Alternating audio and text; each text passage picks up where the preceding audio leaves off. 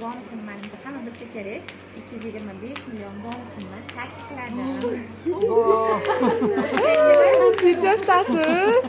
Necha yoshdasiz? 95-yilman. Ana. O'tgan yili piramidaga 3 tagina direktorim, o'zim bilan 3 ta kelganmiz.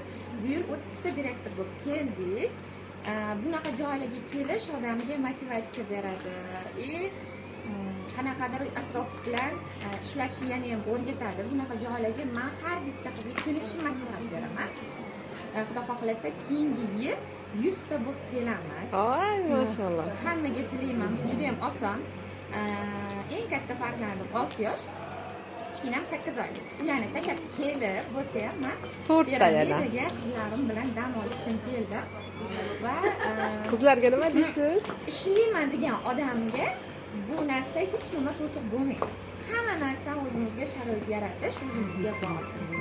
Bir kuch-quvvatingiz tugagan paytda nima qilasiz? O'zingizga kuch qayerdan olasiz? Tugamaydi. O'sha sizga motivatsiya beradigan narsa nima? Voy shuncha daromad turganda qanaqa qilib energiyam tushib qoladi. Shuncha pul olsangiz hech qachon energiyangiz tushmaydi. Bitta asosiy so'z nima turtki berganda? Mana prezentatsiya berishadi-ku. Men faberlikni bonus oylik haqida bilmaganman. Esingizda bo'lsa 5 yil oldin hech kim mashinasini, o'yini, oyligini ko'rsatmas edi. Men kompaniya desa birinchi o'rinda yo'q kerak emas deganman. Faberlikka taklif qilishganda ham xuddi shunaqa yo'q kompaniyalar bo'lmaydi deb 2 oy umuman men taklifiga rozi bo'lmaganman. Atir podarka qilishgan, misol podarkaga berishadi deb va'da berishgan, hamma narsani va'da berishgan yo'q deganman. Keyin xullas internetdan bolalarimga yangi yilda qorbobo kiyim olishga bitta qiz bilan tanishib qolganman.